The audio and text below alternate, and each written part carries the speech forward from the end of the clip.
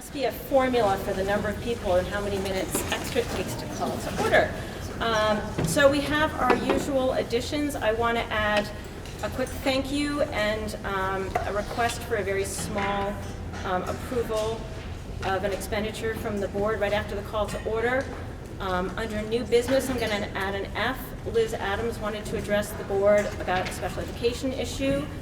I'm going to add an item G as well to discuss the proposed weighting study that the legislator is considering implementing. And I am moving up public comment on non-agenda items between B and C under new business so that BCTV and all of you can go home if you're not involved in executive session. There will be an early executive session, unfortunately early again at the request of the union, who was very thoughtful in postponing it until our regularly scheduled meeting and meeting with us tonight and not during school vacation. So we are going to meet with them under item 5. With that, is there any other additions that anybody else has? Excellent. I want to say a quick thank you to Barb and Jamie and Kayla for providing childcare. And it was great that we could find someone who could do it here that's an employee, because when we have to bring somebody in and do background checks and put them in our accounting system, it is a lot. It is probably more than the 2 hours worth of work that we get for the babysitting time. So I appreciate you working to find somebody that could do it within our system. And so there is a $36 expenditure that I said I would cover personally if the board would not cover it. Is there a motion to approve $36 for babysitting? So. Thank you, Sean. Is there a second? Thomas? Any discussion? All those The in favor? discussion is that the Putney Central School PTO would like to offer to pay for the child care, and that was something that happened after I spoke to you, so we wanted to offer that. Excellent, excellent. Well then, I think we could withdraw that motion. Well, thank you to the Putney. Down on the provider. Well, thank you to the Putney PTFO. I think I will put the welcome under the recognition of visitors. That would make best sense, I think. I would entertain a motion to approve the minutes of February 5th. So. Thank you, David. Is there a second? Seconded. Thank you, Thomas. Any discussion? I think we had one discussion, and I'm not sure it was on there, but there were visitors at the last meeting, and they probably didn't list their town. So we should, when the list goes around, we should, just to make sure that they're that they can speak here, and that we go through the process of, and that list doesn't come back to me. I don't know. So we have to maybe think about making sure the towns are listed, and then checking with the board to make sure that they have the right to speak in front of us. The board's never going to say no, but it's just the process we should go through. So I only ever don't put the town when I have no idea where they're from. yeah, well, we should put it on the list that goes out. So I guess I'm more addressing that to Tim. It is actually on the It is list. on there? Yeah. Okay.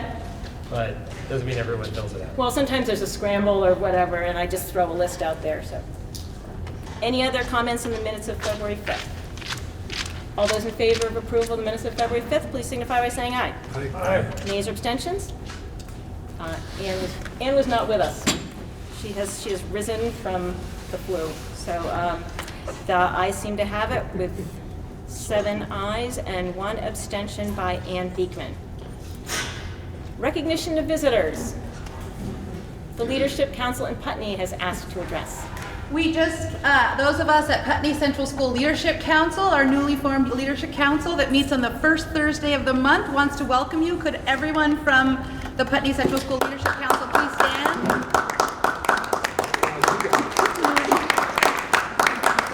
So we're looking for a community member who doesn't have a child here on that body. So please approach us if you're interested. Or grandchild. Oh, yes. Somebody with no connection to the school. Yeah. Thank you for that opportunity to welcome you. Thank you. Congratulations on getting your Leadership Council up and running. The goal was to get it done during the first year, and I think you guys were the first one to get up and running, so good on you for that.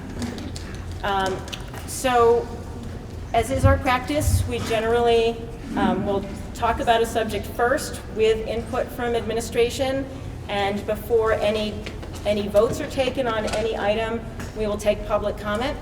You wait to be recognized by me, the current chair, before you make public comment, and please state your name and where you're from, so that we have that on the record, because that's required by open meeting law.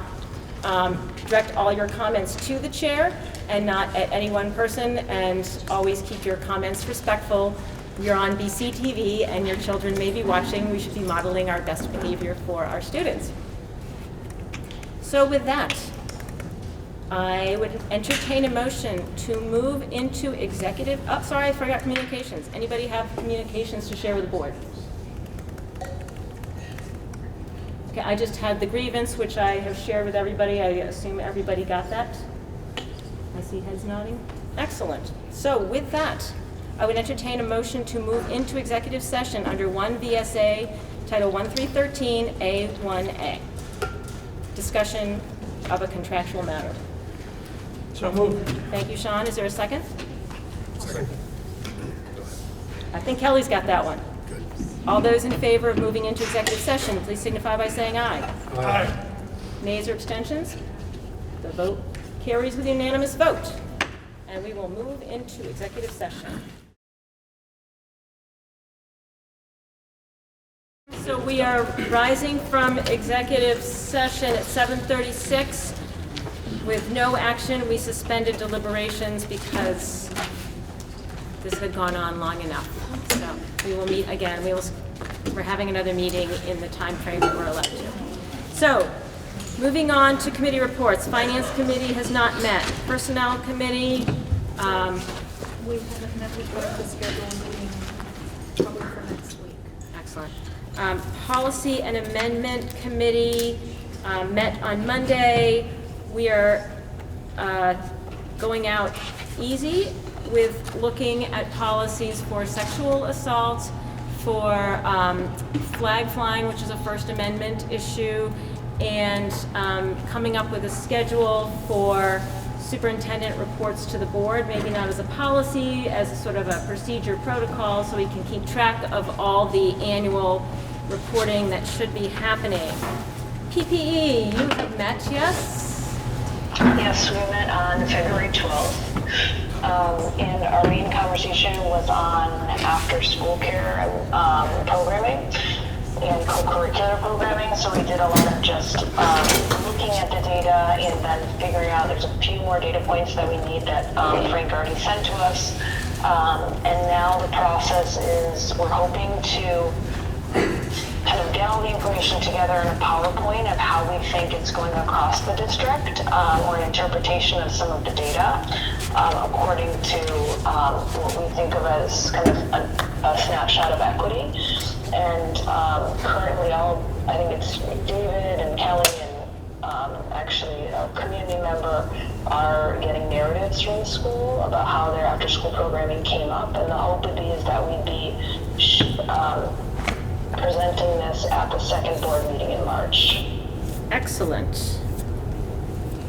You're just going to keep me hanging on, because you know I love that committee.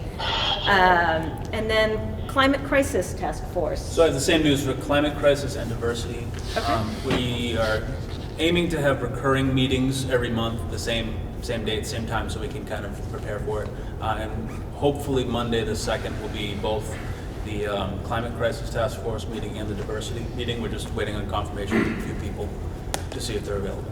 Always the hardest part of board work. Communications Council. Now, I was going to say we haven't met since the last meeting, but I think we may actually have met once briefly.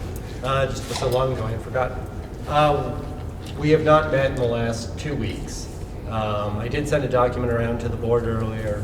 That was a press release that I had written at Jamie's suggestion, sort of solo, because I realized that it wouldn't be possible to meet before the Commons deadline. So I drafted that, sent that to Ann and Christina and got feedback, and then sent it directly to the Commons. But I thought I might as well just get the board's feedback, because I had sent it to Barb, but it didn't look like it had been posted. And I thought, wait, we're meeting. I could just ask people before I ask her again. But I did notice that the Commons did actually run it. They sort of seem to have cherry-picked language, but frankly, they improved it. So Okay. some more additional information that wouldn't fit on my standard one page. Gotcha. So Excellent. Thank you, guys. Thank you for getting the word out. So down to WSESU board, I think our main work has been under the superintendent search update, which is under unfinished business, so I'll wait for that. And council, any BAMS is almost ready. Hopefully next meeting we'll have a list of names for that. awesome, fabulous. And is there anybody that has anything to bring to the board from a leadership council meeting they have attended that was asked to be shared with the board? Okay, Guilford's going to meet on Friday at 1. excellent. Nothing in finance this go-round? I could share Oh, yeah. a document that I think that we had mentioned would be of some interest. It's the longitudinal data on the supervisory union, pass that around, outside placement enrollment for special education services and a related graph on the spending trend. So David, you had asked for that, and we had discussed it briefly at, I think, one of our previous meetings. So just a point of information, but happy to address any questions tonight, or if you have them later in the meeting or here. Thank you, Frank. Sure.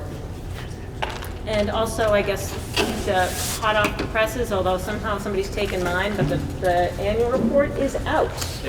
The annual report is out, and Barbara's distributing, was it to all schools, towns? Schools, town clerk's offices, yeah, they're at our office.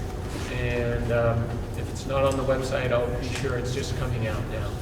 And they'll be available at town meetings then? Yeah. Town clerks will bring them to town meeting? Okay.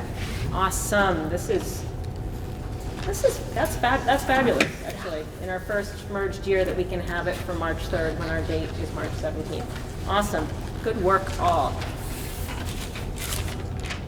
Moving on to administrative update, we're going to let Lyle take that away, and then we're going to have a special treat. We're going to walk through, we're going to resume our walkthroughs because this didn't look like such a long meeting a week ago.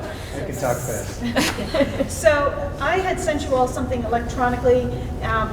We talked about restorative practices quite a bit this year, and I sent you and have hard copy of the framework under which we are working, which is social, emotional, academic development. And we have a group of people, Greg Stoller's overseeing it, working with counselors from each site to make sure that we are working on consistency throughout the SU. We will be putting in place and piloting at Green Street, I think, a screener. But at some point later in the year, it would be great if Greg Stoller could come and report out to you the work that we're doing. I also wanted to remind you, and I know John had to leave, John Sessions had requested at some point to bring his students who have been working on restorative practices this year. I'm hoping maybe March 18th, as we're at Academy that night, that we could put that on the agenda so that the students can do a report out on the work that they've done around restorative practices. The other thing that I have for you, Deb Cardane, Paul Smith, and a variety of teachers throughout the SU have put together professional development for Monday. This is a list of the options that teachers have to sign up for. You'll see there's everything from literacy, math, science, social, emotional, diversity, social justice. In here, there are the people, a little description of what teachers can sign up to attend, as well as the presenters. So I want to make sure we recognize Deb and Paul for their work. We're having it at Julianne's school at Dummerston, so thank you to Julianne. And thank you to all of the people that are doing these sessions, because it is a lot of planning to be ready to present and do work with your peers. It's sometimes a little intimidating, so I want to make sure we publicly thank them. So that's all Monday. And I think I will keep it at that. Thank you. This looks It's fabulous. It's great in color too, but. Thank you for saving, the board appreciates saving the money. So with that, Herb Pelletier, Yeah. let's go. Just give you a quick history of the school and so forth, but essentially, just for opening remarks, this school was built initially in 1957, and it was just what we call now the long hall that holds the primary grades. All the grades were down there. At around 61, I think, 62, they added 2 more classrooms on the end and built the gym. The middle section that we refer to as the pod that's off the glass hallway, appropriately named glass hallway, was built in 72, 73-ish, and then the middle school was 91, 92 in that area right there. So we have pre-K through 8 here. We currently have 193 students, 14 in preschool. We have 2 anomalous classes, one in second grade that has 30 kids currently, so we actually have 2 second grades. And then we have 29 kids in 6th grade. A little bit easier to absorb them because our middle school grades are 6 through 8. So they've been sort of brought into the fold in the middle school. So, shall we go? So the building itself is 46,000 square feet, and that includes the gym. It's all on one floor. It's a slab foundation, block construction, fairly common for schools. I'm in my 10th year now at Putney Central School. I was fortunate enough to come in at a time when a lot of pre-planning had been done for upgrades, energy efficiency, and so forth to the school. And I can point out a few of those things that are present. So this is what we call the long hall, and you can imagine why that is. If you follow me down, I'll just give you a quick tour. This is where grades pre-K through 3 are housed. I left a couple of lights on. Can you see okay, Emily? So this is a typical classroom. This is the 3rd grade. Over here is one of the 2 second grades in this room. We also have in this wing kindergarten, 1st grade. At the end of the hall on the left is our preschool room. And here I got here, the contract started on July 1, right, like all contracts. June 18th, I got a letter from Head Start that said, gee, we won't be coming to Putney Central School next year. So we made a decision, put together a committee, said that just won't do. We're not going to deal with the vagaries of dealing with Head Start. We want something that's more, that we have more control over, frankly. And so we put a committee together. We got a grant from the VCPC, $50,000 2-year grant to launch this program. So we took a year off, had no preschool for a year, and then we launched this program. So this is where Head Start was, so it was designed for pre-K more or less? Well, it was a classroom. Okay. And so with part of the money, we renovated the space, brought it up to code, and did all of the new fixtures and furniture. So this is a good room to illustrate some of the energy improvements that we made. So when I came here, these windows, they had these Gelasi windows, I think they call them, right? Yeah. And I remember one day coming in on a snow day when nobody was here but me, and there was snow on the floor. And I said, that's just not going to do. The plans had already been sort of put together, and we took this down to concrete block. All new insulation was put in, including an inch of foam on the outside. We put EFIS insulation down 3 feet down below grade and right up to the windowsill. blew in 18 inches of insulation in the ceiling, in addition to the 12 that was already there. So that made it really nice. All new energy efficient air handlers went in. So most of what you're seeing right here is all new, at least, 7 years ago it was new. In Vermont context. And this stuff never wears out.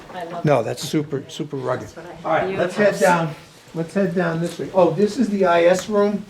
So, IS stands for Intensive Services, and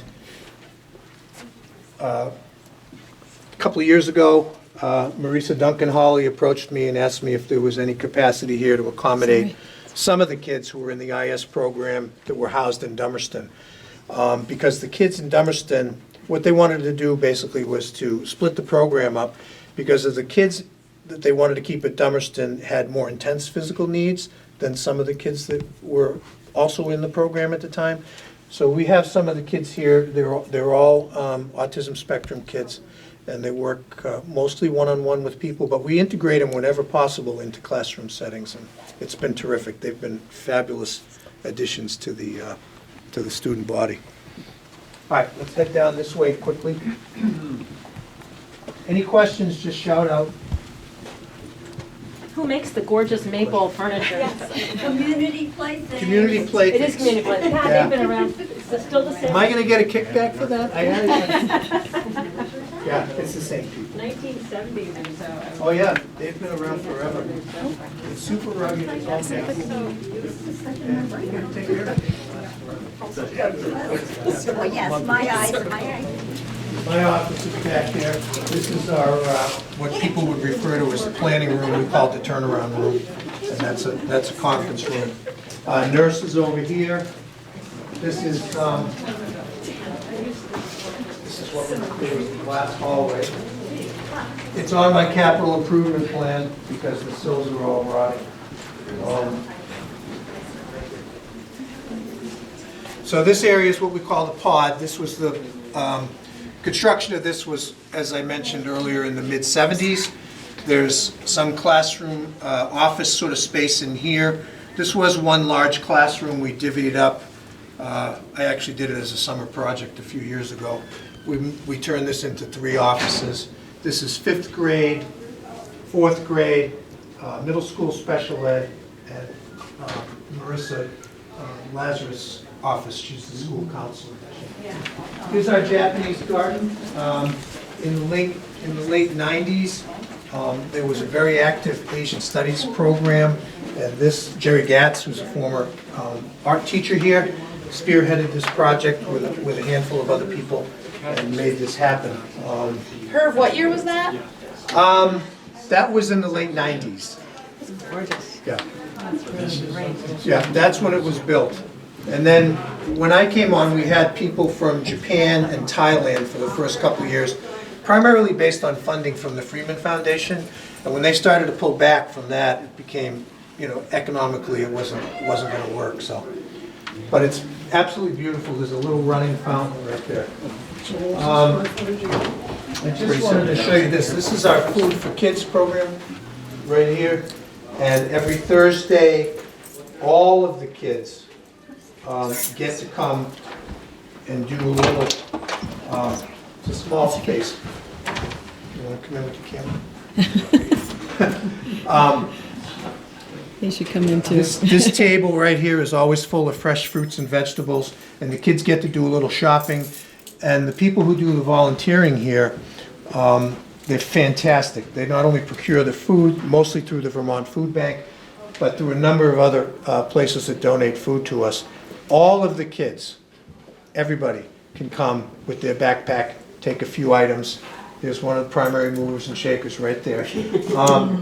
And they get to take a few things home, and they can pull sometimes they'll have a menu sheet that they can take home and cook.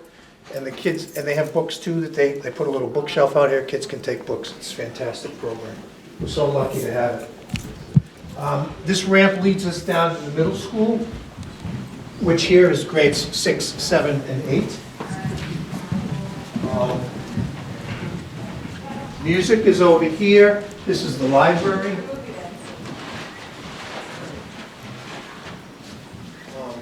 Library space.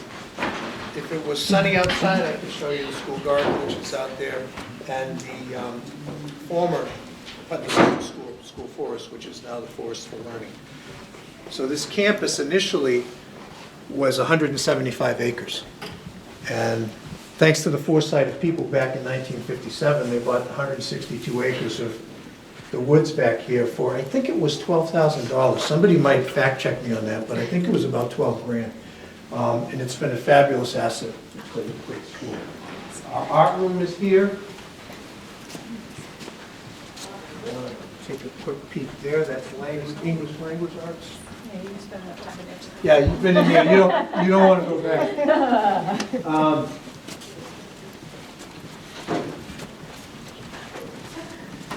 This is math, social studies, and this is the science room.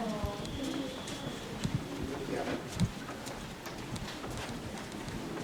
This screen is fantastic. It's an 8K screen, and Don Linden, who's a fish fan, frequently will have some of the live feeds from places like the Bahamas or the Caribbean or whatever, and it's up on the screen, and while the kids are working, it's unbelievable. You don't need it in the middle of February. No, I know. So these classes interconnect then?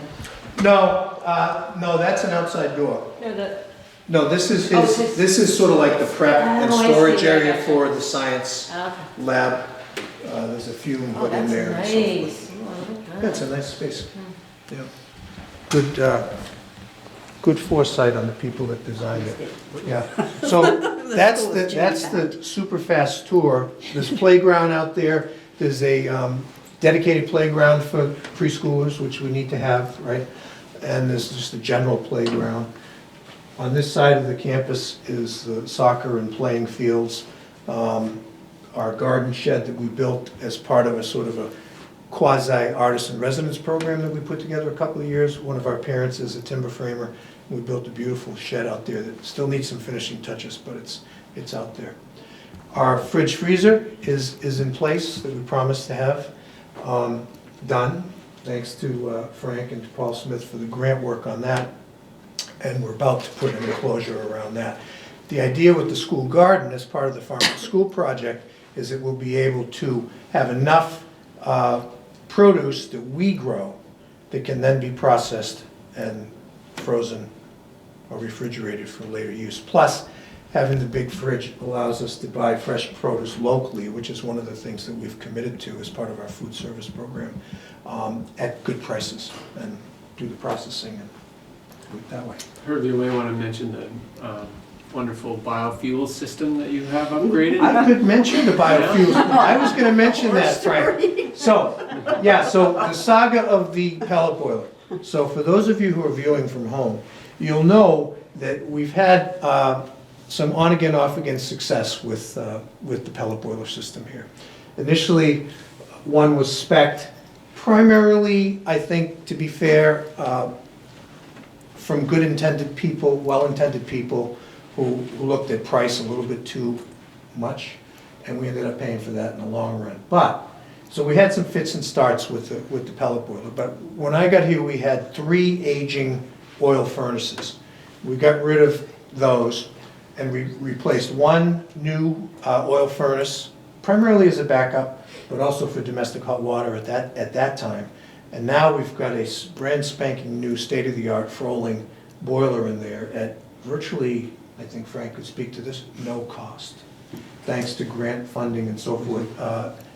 Efficiency Vermont and a couple of other organizations stepped up. Wyndham Wood Heat, out of the Wyndham Regional Commission, stepped up big time and made that possible.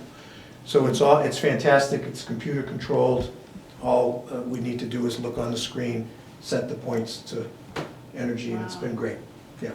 So in combination with all the work that we've done around energy efficiency, new windows and doors, we still need some work, still work to be done. New doors in particular. Each one of these classrooms in the middle school has an exterior door that are, 92 vintage. They're not the most energy efficient. So we'll be paying attention to that stuff as time goes on. And we blew in a ton more insulation up here as well.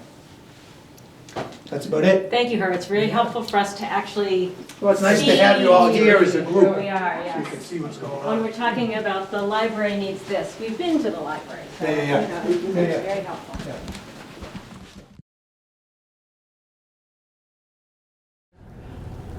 We're actually doing better than average, I'd like to That's say. true. I Actually, will we agree with actually that. did have time for a tour, even with a relatively late entrant to our schedule. When I said, hey, would Herb like to give us a tour? And then boom, that got added in. So thank you so much again, Herb, for that tour. It's really helpful for board members who haven't had from other towns who Yep. are not as intimately acquainted to really see the physical plant and hear about the great things you're doing here. And Yeah, I invite anyone to come during the day if you have an opportunity to do that.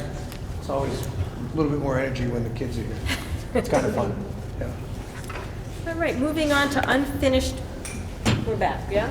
Moving on to unfinished business.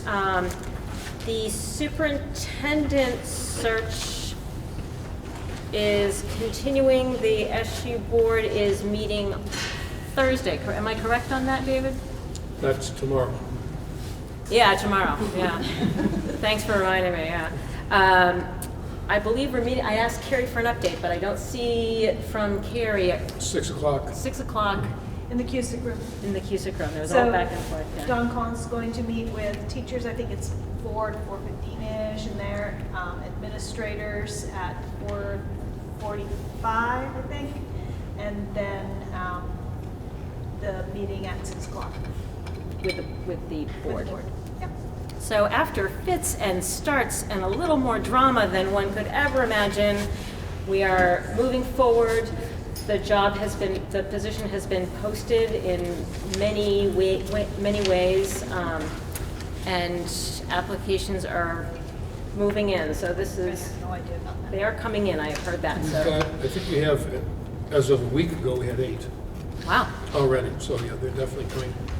Wow, that's a goodly number from what I've heard from other districts in Vermont. That's probably more than I've heard anybody else getting thus far. And there's a lot of The word openings. is out that this is a great place to work. That the word is out that this is a great place to live and work. Exactly. Any other questions on that? You're welcome to attend the meeting, 6 o'clock at the Cusick Room tomorrow. Annual meeting.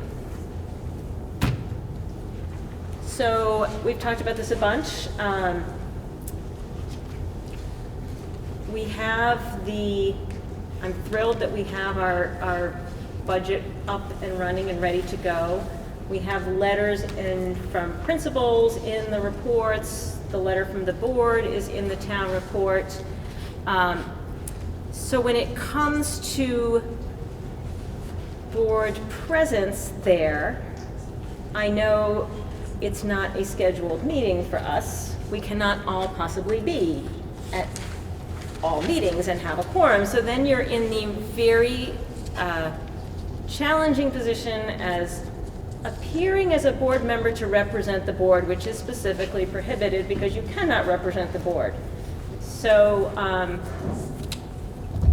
I'll be at Dummerston anyway, because in my family, that's like a high holy day, town meeting day. So I will be attending the Dummerston meeting, and I will be scrupulously careful to be very clear that I am not representing the board in any way, shape, or form, and just letting people know when meetings are happening and where they can find information and answering general questions. But even as chair, I don't represent the positions of the board unless the board has told me to, and I can't imagine the board could figure out how we could answer those questions. So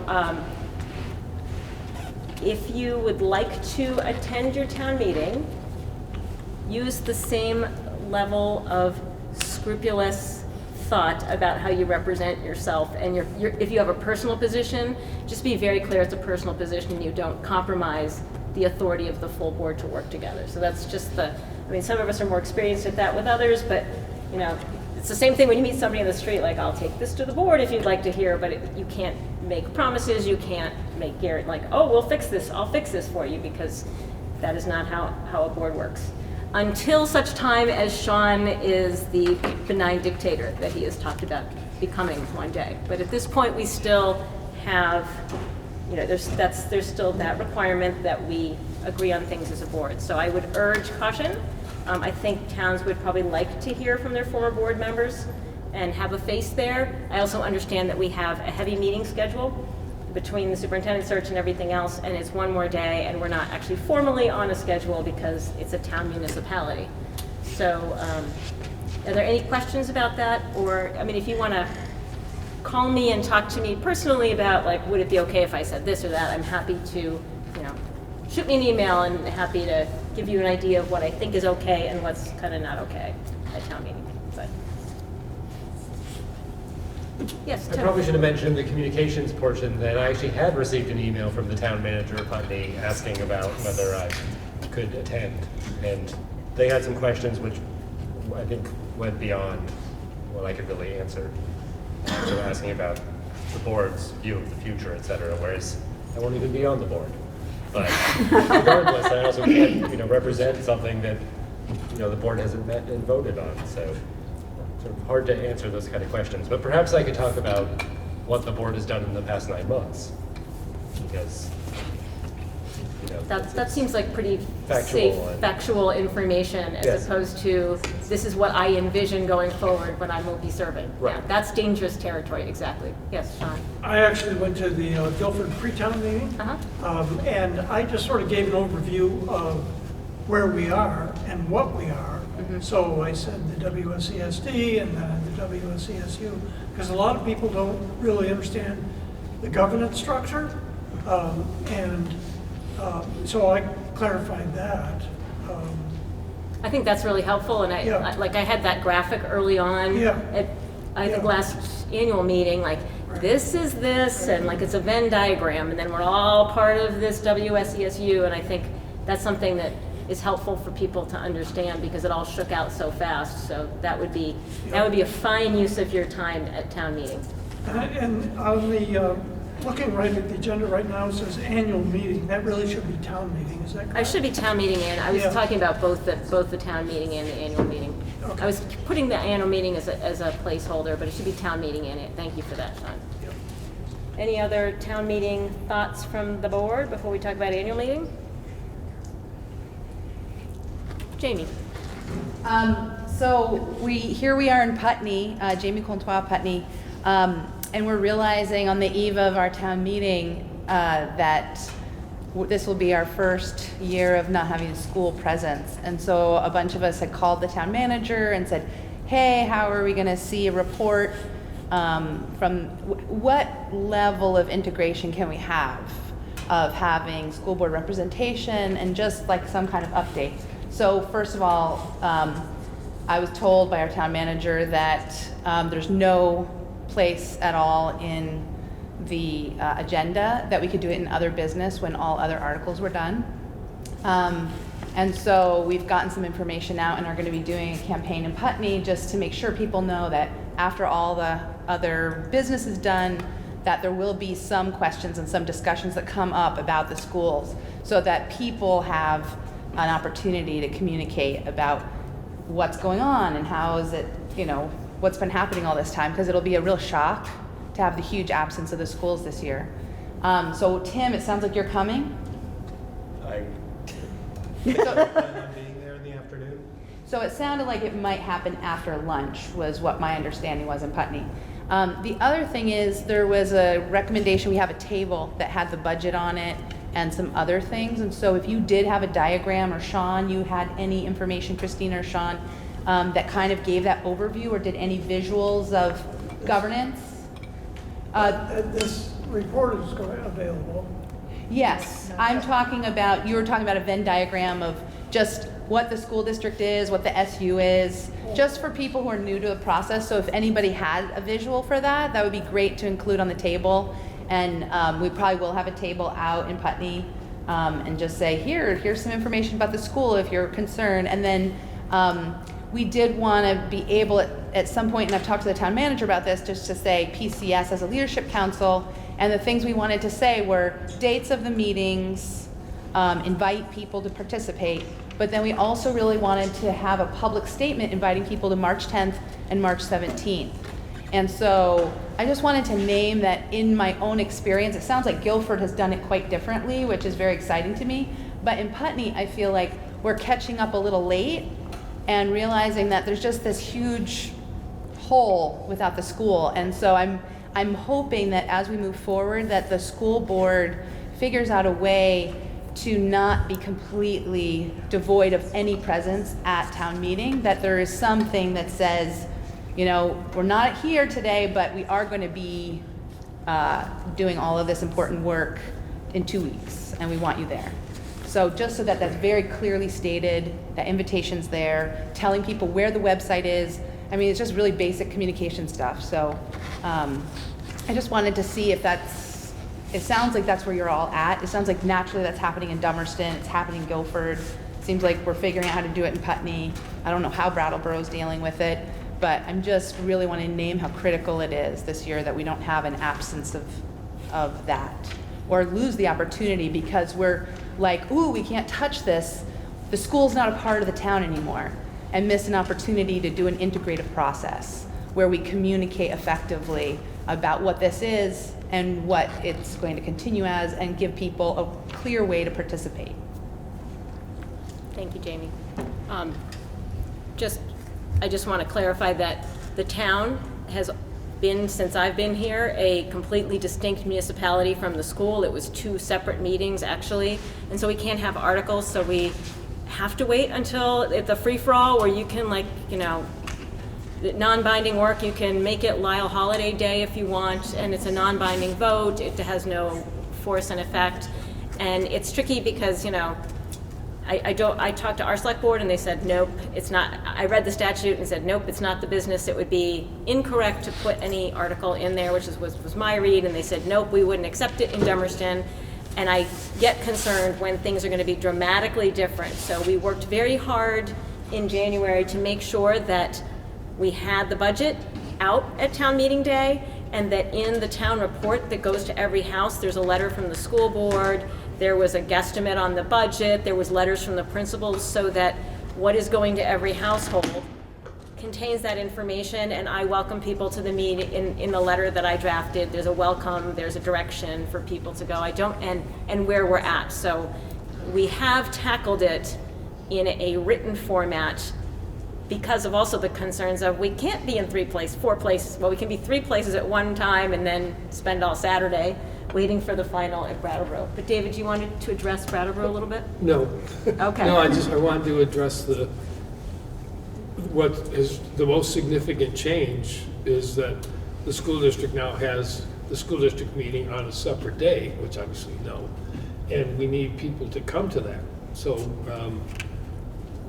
it's like, you know, we can do presentations or talk at town meetings, but the message, the strongest message needs to be come on the 17th, because that's where you're going to hear what's really going on. That's where the budget's going to get voted. That's where these decisions are going to be made, and that's the really crucial message. Yes, Ruby. Ruby McAdoo, Putney. So I appreciate everything that's being said, and I appreciate your explanation of how you think that you've approached it this year. I got my town report and felt really upset with this board, and so I'm communicating it to you now, because I feel like this is a missed opportunity to engage and to have clarity with each of the towns that this is what we as a school board want to do. It doesn't mean you have to talk about, you know, all you could say is, hey, this is what we are. We're going to be a 10-person board, and if you want to engage, you got to come on the 17th. It could be as simple as that. But what I feel like I heard after receiving the town report and kind of being like, holy crap, there's nothing here at all. There's nothing that the words that you had are a whole bunch of words. It's just a whole bunch of words in the middle of a huge report of words. And I feel like the bulk of the conversations that happen at town meeting are going to not have anything to do with the school. And the people in the room right now in this room, we have, there are maybe 10 Putney people here that you're going to have a much larger audience of people to engage and get them impassioned about, this is our school district. This little school is part of a bigger district, and we have to pay more attention. And I really do appreciate how this has changed, but we saw this coming years ago when we were working on, you all were working on the merger. We knew there was going to be a day when those two separate meetings, there's a town portion and there's a school portion, would go away in some way. And I always heard, and I thought that there would be some space for an engagement that had more to do with what is our district? Who are we? Not like complain to us about, things that matter to you, like the field. Like it's not a discussion of the field. It's not saying this is what we're doing. It's just who are we? And I feel frustrated that you're missing this opportunity. And it's also what I've said before when I got the town report. There's nothing really called out about the leadership councils, and you're going to lose people. And I don't know how many times I'm going to have to stand up and say it, but I feel like if you don't have very clear calls to action for people to engage, they will not. And so I just implore you to think very critically after this cycle how it went, and sit down with your town clerks as a core group to say, how can we do this better in the future? Because I don't think having an inconsistent, well, it can be in other business, but there's no organized way that it's going to be. I don't think that's good enough. I just don't, because we are a community that needs to care about our school district, and as far as I can tell, beyond the people in this room from Putney who show up, it's hard to even get people to know what's going on. And so I just implore you to think about doing something strategically for future years. Thank you, Ruby. Any other questions, thoughts? Annual meeting, which is our municipal meeting, which we do have articles for.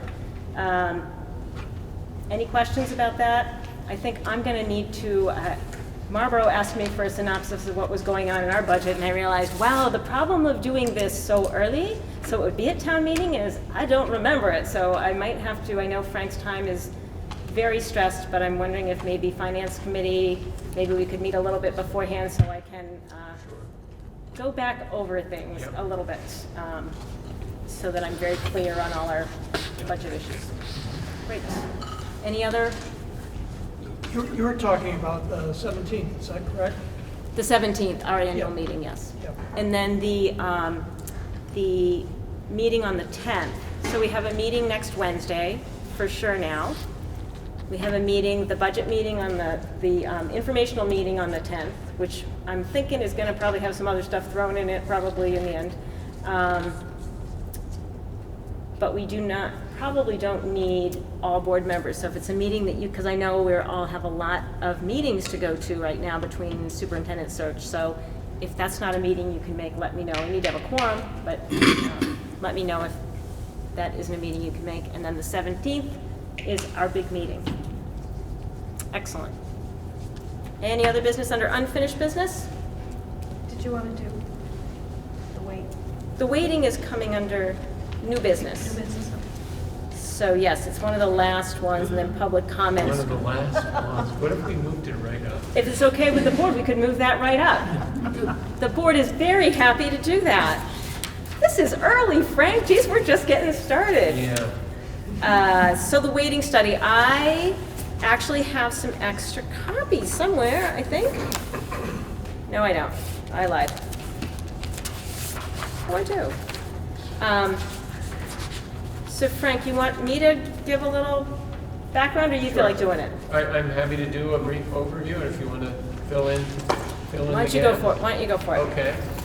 So you received from Christina today, right, or maybe a day or two ago, a forward from the Joint Fiscal Office of a sort of an overview of the weighting study that was required by the legislature part of Act 11, or maybe Act 173, I believe, yeah, to review the calculation and the effectiveness of Vermont's equalized pupil weighting formula.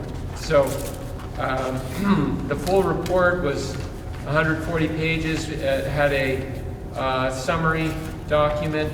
Joint Fiscal Office looked at that report that was prepared for the legislature and summarized it in an 11-page document that Christina had shared earlier this week. So that's what I'm commenting on. And the gist of the study, to kind of get right down to the impact on our system, is the next to the last page. If you happen to have your email and you're looking at it online, or you have a hard copy. It's a very favorable impact for the Wyndham Southeast School District. If the weighting study went in and we maintained the fiscal year 20 budget, our $1.71 tax rate would be revised down to $1.53. That's a 17-cent reduction.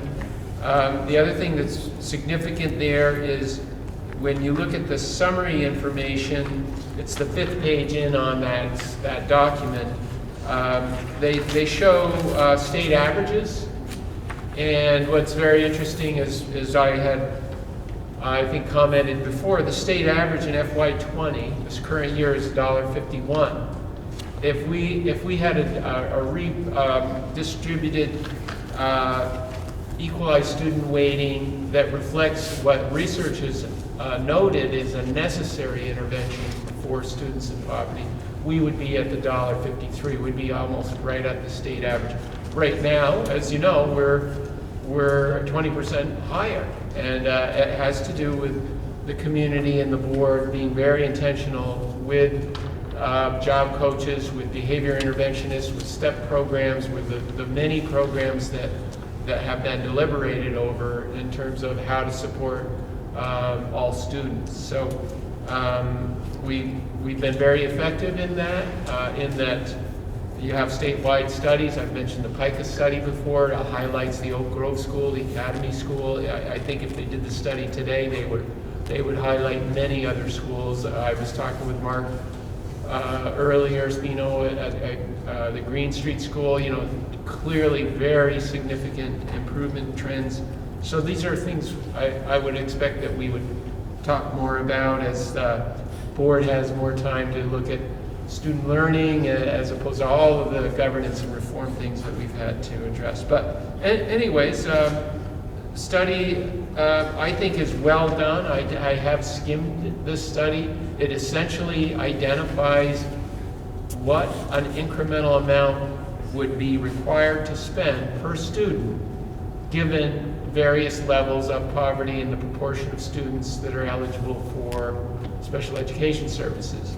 So at the back of the larger study, they make certain statements and claims. Let's see if I can find a couple of them. I'm trying to remember out of the 100 and something pages where I was very interested in a couple of the statements. If I don't find it now, we can talk about it later, but I think I'm getting close. Yeah, so in the middle of the study, the UVM folks that were asked to develop the study looked at spending in Vermont schools and outcomes. Outcomes meaning primarily math and literacy assessment. I think that's right, Paul. And they make statements such as achieving the same outcome levels, so they're talking about academic proficiency, where 100% of the children are from families in poverty, it's expected to cost an additional $5,531. That's what this study is saying is if a board is spending $1.71 right now, and then we got a new weighted statistic that would compute $1.51, well, I would assume this board would do what they've been doing, which is, well, they would say, well, we're not going to run to the bank with $1.51. We're going to look at the investments as this study has verified that an additional $5,531 for those students in poverty are going to move the system toward the outcomes that you would expect if there was virtually no poverty in a community. There's another statement that says, achieving the same outcomes with 100% of the children having learning disabilities and behavioral disorders. So now we're talking about if you want to move not only students in poverty, but also students with disabilities, you need to spend another $14,989 for those interventions that address the learning challenges. So, overall, my impression is that this study is very thoughtful, very, very well documented, and one that we should advocate for with our legislature and our public ed advocates. So that's What a good segue. It's like we worked that out, Frank, you and I. So I just want to back up a little bit on education funding because of the Brigham decision and a statewide funding formula, they made some guesses early on. And we do get some increase for English language learners and things like that. But after 20-something years, they finally said, oh, let's go figure out what it really costs and see if the numbers that we have been giving communities to bring all learners up to proficiency is correct. And it was not correct. Right. And so for 20 years, communities have been paying for what Brigham envisioned was we were all going to be responsible for all of Vermont's children. That was their vision. And for the last 20 years, WSESU, or the districts that make up WSD at any rate, I will qualify that because I've seen Brenner's numbers, but the districts that now collectively have been penalized in a way by this funding formula. So I would concur with you, Frank, that we should be working with our legislators and advocating for this weighting study because it's what's fair. And I think it's a violation of Brigham, honestly, that it's been unfairly done, and we need to take care of children. We've been doing it, but our tax base has been penalized for it. And so I spoke to somebody today. Tim Ash was in town. He's like, well, a lot of places aren't, and they're not going to be happy about this. So they've been getting an advantage for 20 years, and so I think that we need to have our voices heard, that we need to give our kids that advantage. So one of the things, so then I had to go to a conference at the high school. It was very productive for me because there's a lot of school board members from other districts, and Marlboro was putting together a little trifold for town meeting that explained what the weighting study meant and so I sort of took theirs and ran with it, and sort of this afternoon started to slap together one that shows, like, write your legislator, because if they adopt this weighting study, we would go from, well, last year was $1.71 down to $1.53, as Frank said, and who to contact and how to contact them. My conference was over at 12:30, and we had our meeting at 6, so I didn't finish my little art project here. But I was wondering about getting a motion from the board to maybe have, because it has to be done pretty quickly, and so maybe Sean and I, who's chair of finance committee, and then we'd run it by Frank to sort of put together a little trifold that would say, here, this is legislation, because town meeting, it has to happen, it can't happen in our meeting because they're only taking testimony until March 9th. So town meeting is our only opportunity to kind of do this. And if you watch BCTV, contact your legislator about the weighting study testimony at ledge.state.vermont.us by March 9th. But I guess I'd be looking for a motion from the board to authorize Sean and I to finish drafting something that explains, I have little definitions here, but something that explains a little bit about this year's budget and a little bit about this pending legislation, because It doesn't work for some communities, and they'll be complaining about it to their legislators. So, and I really truly believe it's what's fair. So what sort of motion? So I would love a motion that would authorize Christina and Sean to complete drafting a trifold document. And is this something Barb could like run off, or somebody at central office could run off maybe 50 copies for the small towns, and have Frank review it just to make sure that it's not too bad. Just to make sure that we've got our numbers correct, and then to distribute them to town clerks. You willing to work on that with me, Sean? I am. Okay. That's the motion I'm looking for. So moved. So the motion is to authorize Christina and Sean to work on a handout for town meeting. It will be reviewed by Frank and distributed to town clerks for town meeting day. Anne gave me a silent second. Any discussion? Well, we might want to make an adjustment since by March 9th, Brattleboro won't be having their town meeting. Dang. So maybe there's another, I don't have an idea, but maybe there's another way to get it out to Brattleboro folks. Well, we have a communications council. Maybe we could hand it to the communications council to try to push it out there and have people working on this. Good idea. So my thanks I don't know if that has to amend it, but that's just an added thing. Okay, thanks for that. So we would only distribute it to the small towns and then work on social media to get the word out to Brattleboro. So that is the motion. Is there any further discussion on the board? Jamie? As a volunteer in communications council, Barb at central offices and I split up the task of distributing usually press releases electronically to a very specific list that includes the media and all school districts, like all the schools, and there's a wide list that we've developed. So I would be happy to volunteer to work with Barb to go through a distribution process to get that out pre-March 3rd, and then to make sure that it hits, all of our key Brattleboro areas. So I think that's in the motion that I'm handing it over to y'all to work your magic. Got it. Is that? I have a question. Does the motion include what Emily just mentioned, or does the motion stand the way that it was originally read? So I think we need an amendment from someone to distribute it to the communications council. Is somebody willing to make that friendly? There's no such thing as a friendly amendment. Is somebody willing to make that amendment? Sure. Thank you. What's that amendment again? To distribute it to the communications council.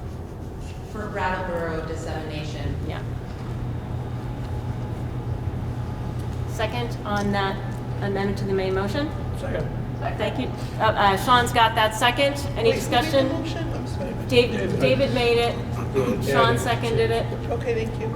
Any discussion, further discussion on the amendment to the main motion to have the communications council disseminate it through the Brattleboro, disseminate it to Brattleboro area voters? All those in favor of the amendment to the main motion, please signify by saying aye. Aye. Nays or abstentions? Ayes appear to have it. The ayes do have it. Back up to the main motion that we will distribute, that Sean and I will create the trifold document. Frank will review it, and we will disseminate it to town clerks, Putney, Dummerston, Guilford. Any further discussion? All those in favor of the main motion, please signify by saying aye. Aye. Aye. Nays or abstentions? The ayes appear to have it, and the motion carries. Christina? Yes. On the same topic, and this is great, we're going to do this and get this information out to town meeting. The legislature has a hearing, I believe, next week. It's a public hearing where people can come and talk for 2 minutes on the study, and then, but the pressure, the advice that they are getting is to go slow and be really careful and don't make any big moves. And there are a bunch of reasons for that. But if we wanted to affect the process immediately and their decision about whether they're going to even take it up this year or not, I would suggest a resolution. I actually have a draft resolution I'd like to read and see if the board is interested in supporting it and sending it to the legislature, to the education committees and the leadership in the legislature. Excellent, that's right on topic, go for it. So I'll read this, and if there's a lot of questions and disagreements, then we can table it, and, obviously, we're not going to get it done tonight, but the Wyndham Southeast Supervisory District recognizes the importance of using facts and valid research to guide our decisions and actions. We recognize the deleterious effects limited opportunity due to poverty, language, and restricted ability has on student performance. We are fully prepared to explain to our citizens the necessary changes in student weighting identified in the recent legislative report. We see no reason to delay or perform further study before providing the level of support this research indicates is needed to help these marginalized students. Vermont schools have seen little improvement in the performance of these students compared to peers with greater opportunities since we began measuring the gap in 2001. Now the legislature is being advised to go slow and be thoughtful despite the clear data they have been presented. They are being advised to tell marginalized families they will just have to wait. We call on the legislature to honor our commitment to being data-driven and immediately begin the process of adjusting the Vermont student weighting factors to reflect the truth indicated by their own research. We call on the legislature to take immediate action to implement the findings of the student weighting research. Whoa. I would move that we adopt David's resolution as written. Okay. Thank you. Okay. Maybe I'll take, I guess we'll get the second so we can talk about it, yeah. Ann seconded it, thank you. The only thing I heard was, and it may just been the way you read it, was that you said supervisory district in the first sentence, not school district. I probably did. Yeah. So that was the only thing that stood out. I'm still adjusting too. And Now, the maybe Wyndham that should- Southeast School, I abbreviated. Oh, okay. Maybe it shouldn't be the acronym, but the whole. Yeah, it should be, yeah. Any other discussion from the board on this? Or you want to ruminate for a minute while I call on? David, would you be able to, I don't know if you have your computer, but would you be able to send that? Just, it's easier for me to understand it, like seeing it. Yep. Okay, perfect, thanks. We could also table this motion because we will meet on the 4th, so we could just have a little time to ruminate on it. And that's plenty of time to get it up to the legislature. So that's fabulous, David. I think, though, that you could. I think I would, You hit the points. unless there's really people feel the need to talk about it, I would encourage that we not delay because they're going to continue to get pressure from the education community, basically the lobbyists. Yeah. And there are people that are going to see a 17% reduction in the tax, and then there's probably more. I think there are more schools. I don't know about students or citizens, but there are a lot of schools that are going to see an increase in their costs. And so it's now a political hot potato. And I think weighing in as soon as possible is definitely advised. So the one thing in my mind might be nice to add is to invoke Brigham somewhere, because I think to say that now that you have this information, that you may be violating Brigham. I don't know, Frank, do you have any thoughts about that? I know you play a lawyer on TV sometimes, but. Yeah, no, I would defer to your. Am I playing lawyer on TV sometimes? Yeah. I can't tell you that Wyndham Central area, I don't know, because there are a couple of different boards have done something similar to what David's and sent a resolution to their legislators. I'm just thinking about adding a little Brigham, a little tinge of we think you're in violation of Brigham. And that is a little different than saying, let's do what's fair for our kids. I think it beefs up the argument a little bit when if you're a legislature and you say, well, I think it violates Brigham, I'm really sorry about and then it gives people an out too in their argument at the legislative level that it isn't, it's what the law is. That helps some legislatures have an answer, perhaps. I'm more, again, if people want to do that, that's fine. I'm more concerned with pointing out that they've got, that we're data-driven, and you don't ignore the data. I think they know they're going to get plenty of advice about Brigham and about what they have to or don't have to do. I think that's obviously the reason it's being talked about. Anybody else on the board have a thought? Well, because of the timeline, I would say the sooner it's done, the better it is, more effective it is. Okay. Jamie? I heard the word citizen, and often when describing, I can't recall the sentence, often when describing people in a place, they're called residents or other, because citizen means that people who are undocumented are not included, and I think you would not intend that.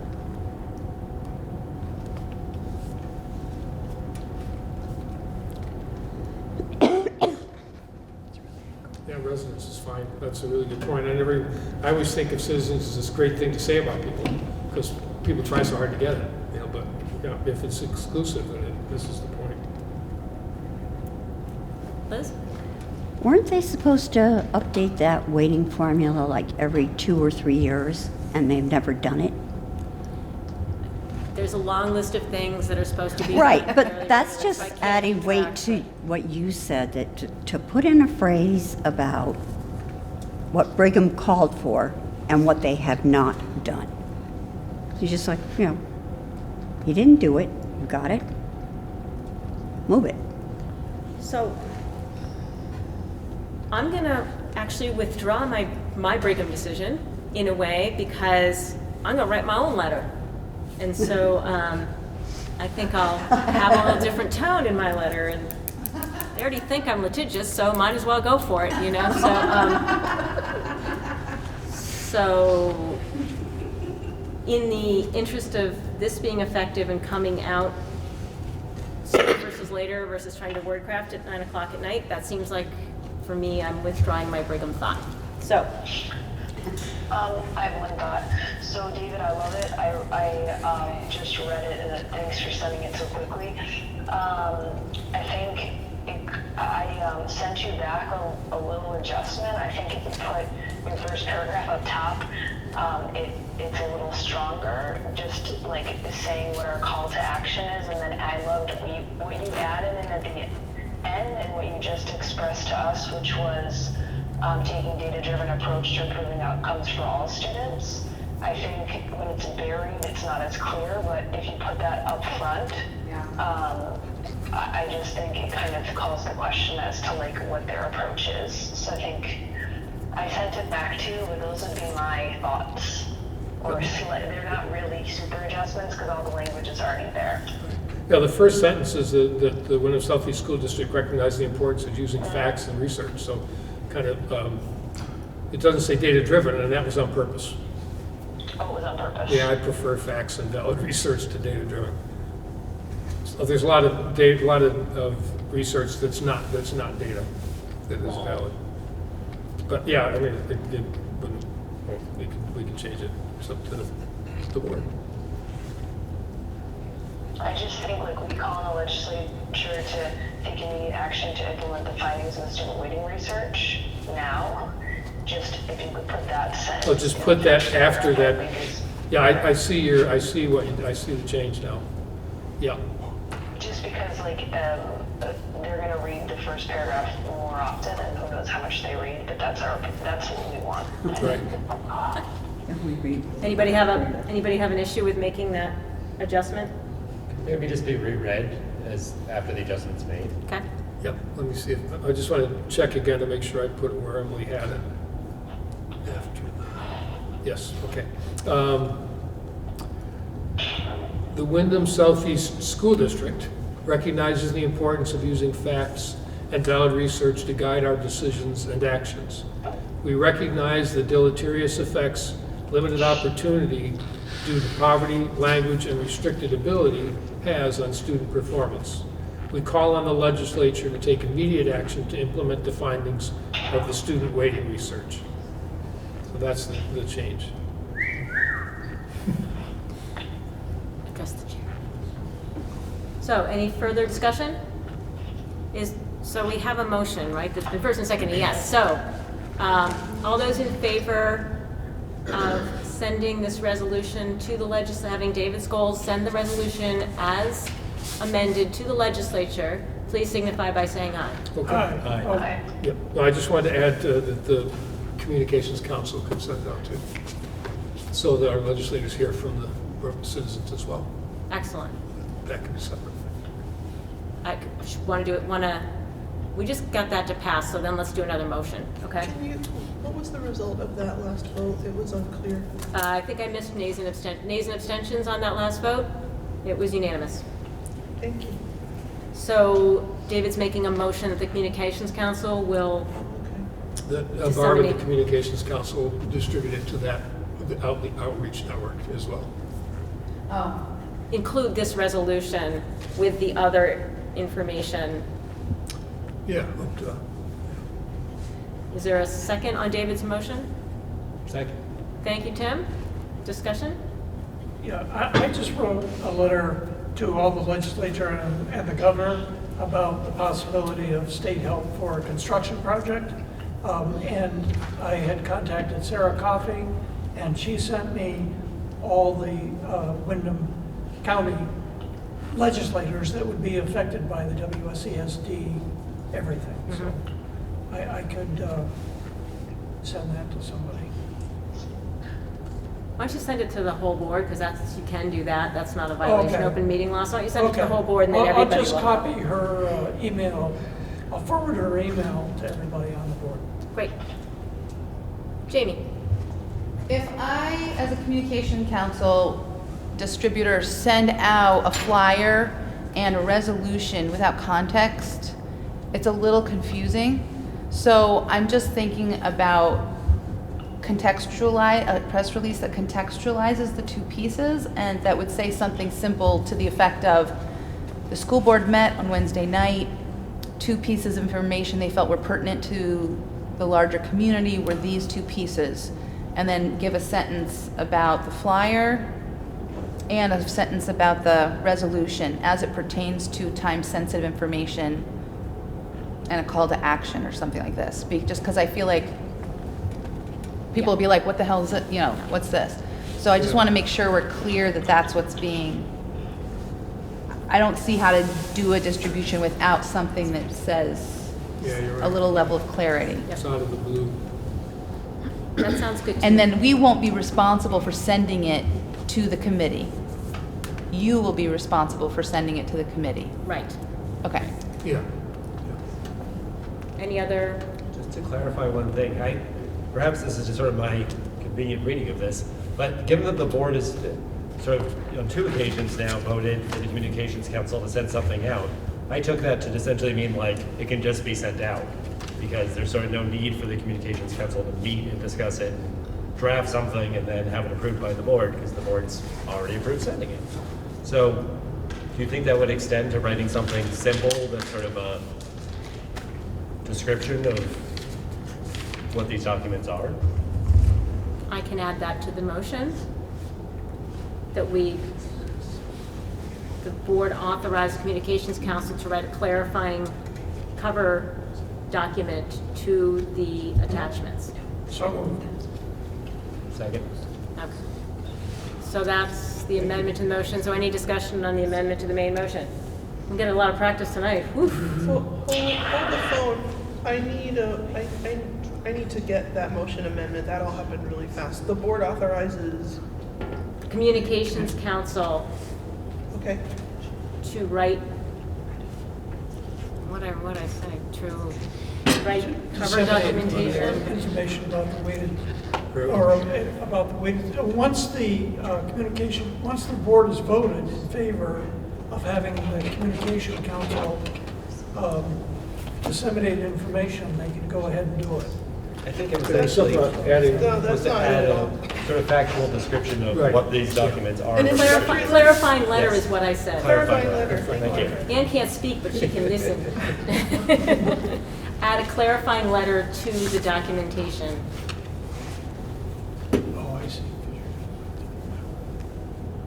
Okay, so the board authorizes the Communications council to add a clarifying letter to the documentation.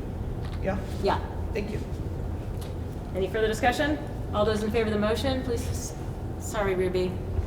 I'm sorry, Ruby McNamee. I guess I just wanted to call out that I agree with all the things that Jamie said, but I also, as a resident, I feel like it would be good to just have a letter to the editor some way, not a press release, but just this is what we as the school board are sending to whatever this committee is that you're sending it to, just as it is, because I do realize that there's contextualization that's needed, but I also think that real clarity around this is the action that we've done, which encompasses what we believe, and people who understand what it means will know, and people that don't will research it. But I think the letters to the editor from the Commons and the Reformer are actually seen, and they're brief. So I think what you've just said is probably about all that will fit.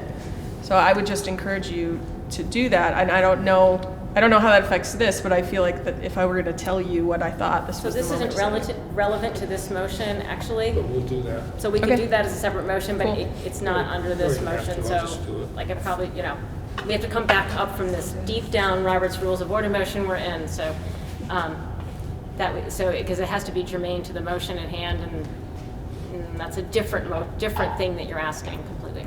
So, any other discussion on the motion to authorize the Communications Council to write a clarifying letter? All those in favor of the motion to authorize the Communications Council to write a clarifying letter, please signify by saying aye. Aye. Nays, abstentions? The ayes appear to have it. The ayes have it. We have authorized the Communications Council to write a clarifying letter. Back up to the main motion, which was to have them send to disseminate the documentation on the waiting study. That was the main motion. Am I correct? Hold on a second, I'll refer to it. I just have to find it. Okay, so there was that motion, and then there was the motion that Barb and the Communications Council include this resolution in their information distribution. Okay. So back up to the main motion, which was to authorize the Communications Council to disseminate the resolution with the flyer. But what happened to that thing I just read? That's what we're voting on now, because it was an amendment to that motion, was to a clarifying letter and the resolution. So this is an amendment to the main motion. Oh, right, because the main motion. The main motion was to add the resolution, and then we made an amendment to the main motion that just passed, which is to write a clarifying letter. If we agree to send the resolution, then we have agreed to put a clarifying letter with that. So, Okay. back up to that main motion to send the resolution to the media outlets through the Communications Council. Any discussions on that? All those in favor of the motion, please signify by saying aye. Aye. Aye. Nays, abstentions? The ayes appear to have it. The resolution is going out with a clarifying letter. Thank you, Communications Council, for doing that. Woo! 9 o'clock, and I can do that. And I can rule somebody not germane. Woo! So, any other discussion on the waiting study? So you want to just give your pitch for just say I think you should send whatever you're sending to this directly to the letter to the editor of the Reformer and of the Commons, and you can put a sentence preamble of this is what we sent to, but I think just that would be an important statement to the community. So is there anybody who wants to make that motion? So moved. And I'll volunteer to do it. Oh, even better. Thank God, because I was thinking that was going to fall on me, and this is going to take it Say right what the in. motion is. The motion is to write a letter to the editor, send a letter to the editor with that clarifying information that the Communication Council writes. No, it's just to send this to just say this is The resolution, send This is to a the- resolution from the board on the recent waiting study. Okay, I thought we were going to include the clarifying information too. Okay. Write a letter to the editor. Send the resolution as a letter to the editor, to the Commons and Reformer, And you might as well send it to the digger too. and Digger. Send the resolution as a letter to the editor to Commons, Reformer, and Digger. Yeah. Yep. Okay. And has David made that motion? David made the motion. Who seconded it? Nobody yet. Okay. Is there a second? Kelly seconded that. Who did? Kelly. Thank you. All those in favor? Just, Oh, any more minor discussion, points. sorry. This isn't really discussion, but just so you know, you'll have to get it to the Commons by Friday at 3 p.m. Okay, this Friday. Any other discussion? All those in favor of the motion to send the resolution to Digger, Commons, Reformer, please signify by saying aye. Aye. Nays or abstentions? The ayes appear to have it. The ayes do have it. Whew. Sorry, That- Emily, I dropped you. That was a big ad in the end. And the only other thing we had under new business before public comment on non-agenda items was a request from Liz Adams. Do you want to do that or no? Did you get my email that was later this afternoon? No, probably not. So, you want to skip it tonight? No. Okay. Can I just talk to you for a sec? Sure, for a second. Yeah.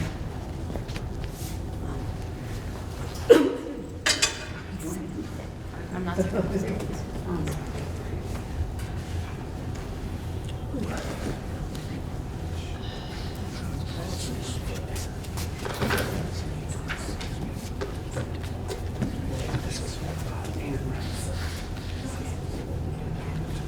So I think you just make whatever request you want to make, and then the board will deliberate, because like, that's your, Okay. you make your request you want to make, or that your thought, or your observation you want to make, and then, like, the board can, I don't think anybody's gonna make a decision tonight, because we're getting to the witching hour to make a big decision about something, and when, so, but, So I think the board should consider adding a committee under probably the equity committee.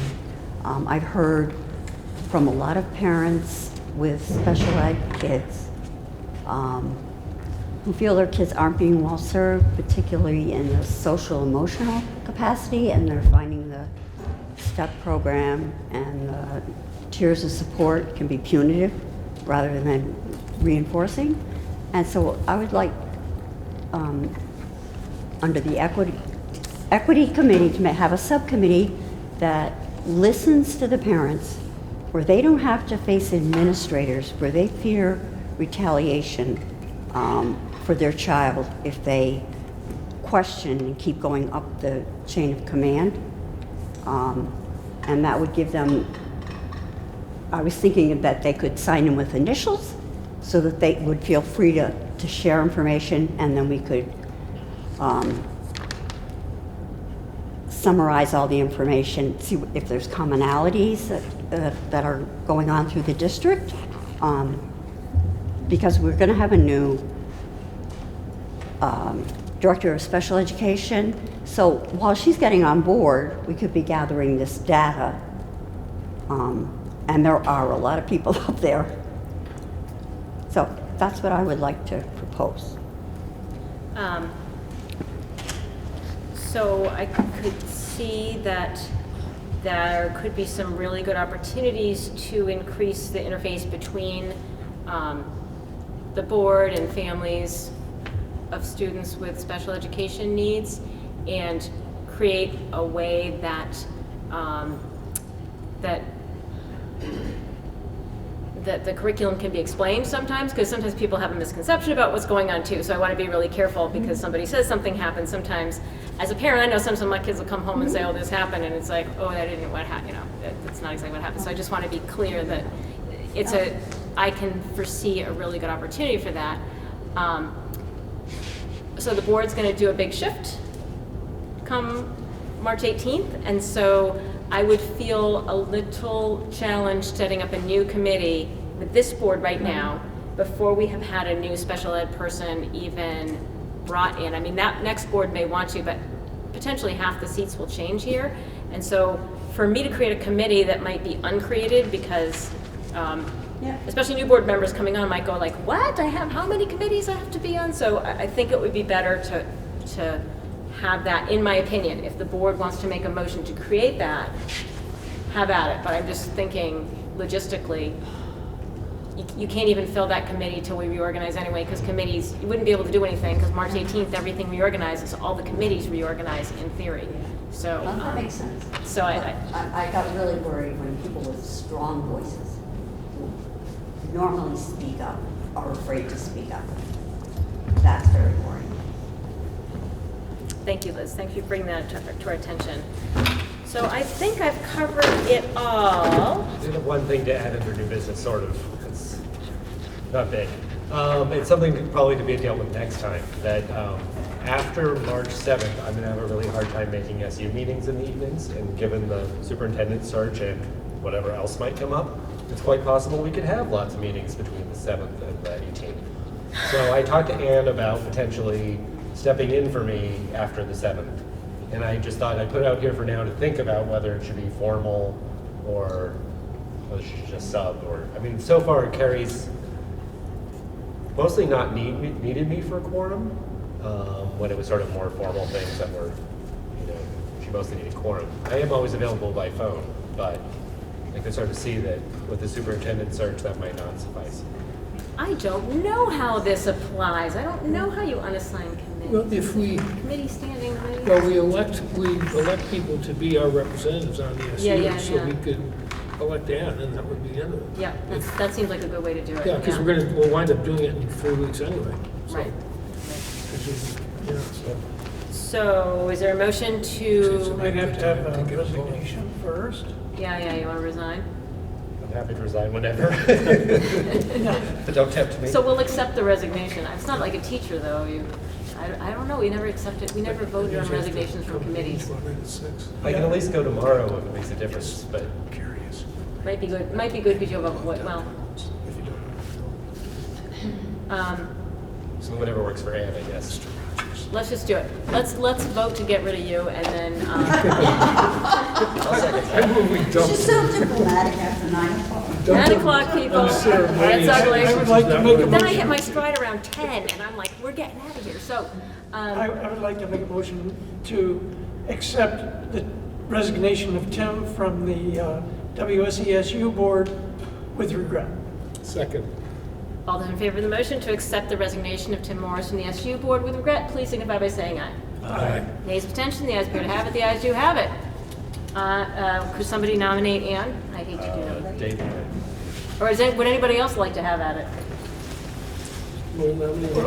Traditionally, we've had one individual from each town. Each town, they're both saying that, It wasn't my yeah. vote. So it's what makes sense. Yeah, there was Yeah. everyone. I would nominate that Ann become the new WSESU representative from the WSESD, effective upon Immediately. positive vote.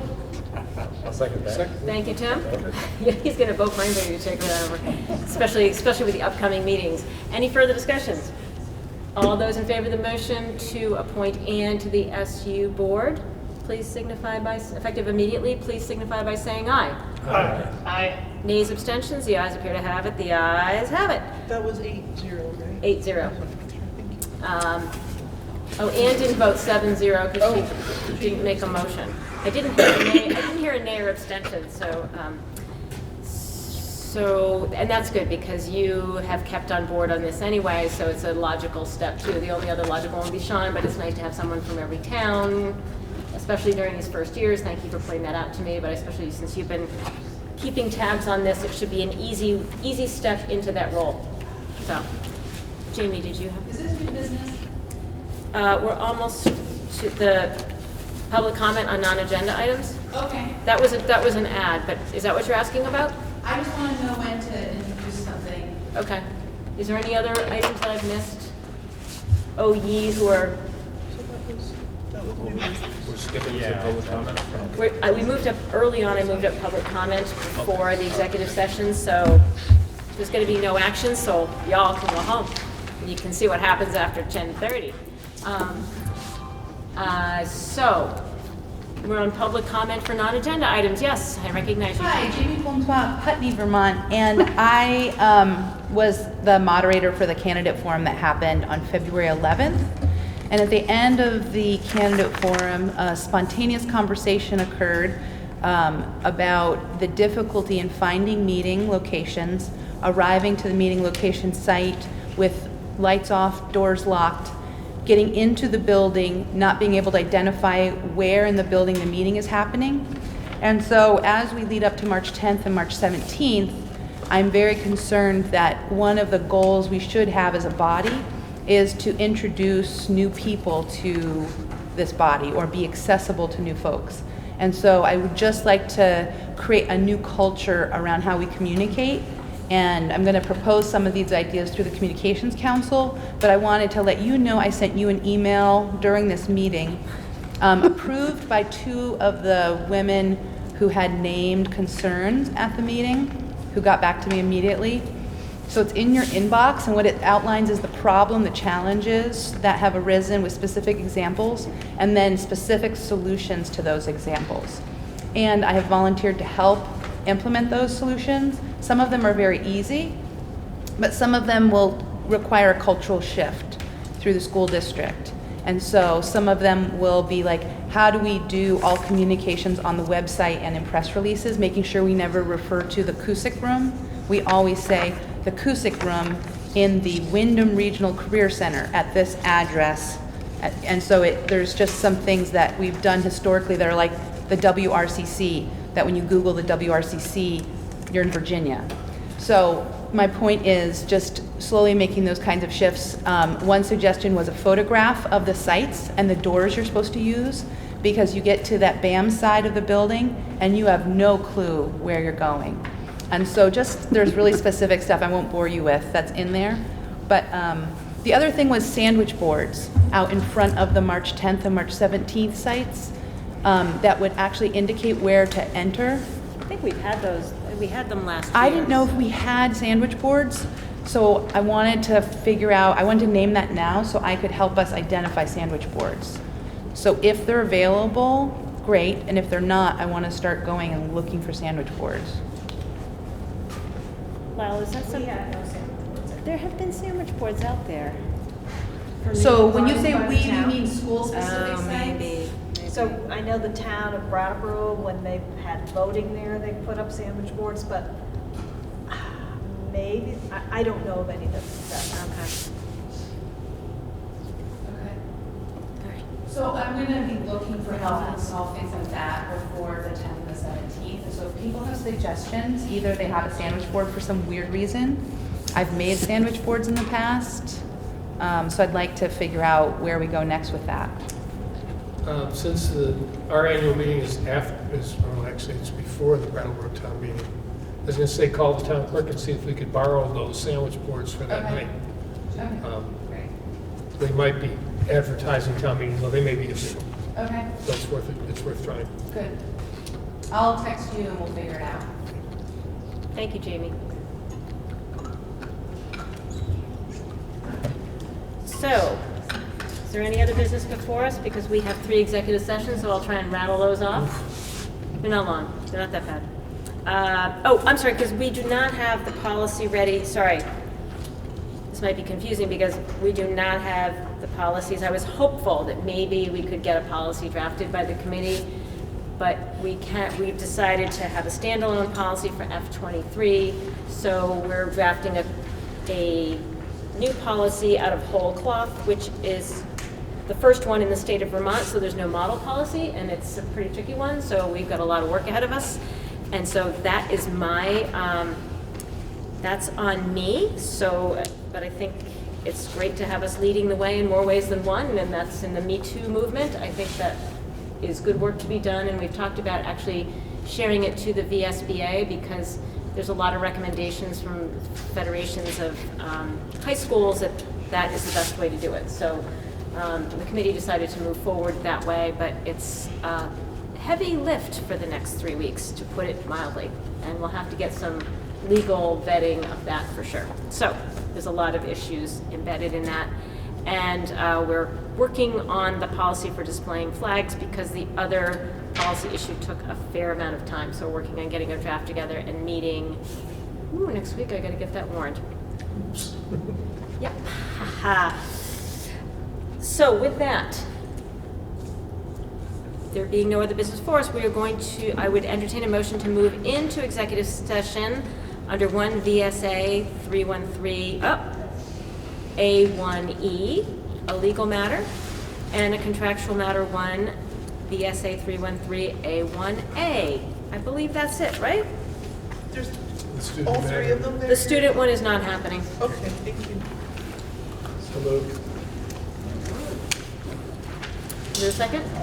Second. Thank you, David. All those in favor of moving into executive session, into the executive sessions, please signify by saying aye. Aye. Nays or abstentions? The ayes appear to have it, the ayes do have it. We are going to invite Lyle Holiday to move into executive session with us as a friendly amendment. I totally forgot that before.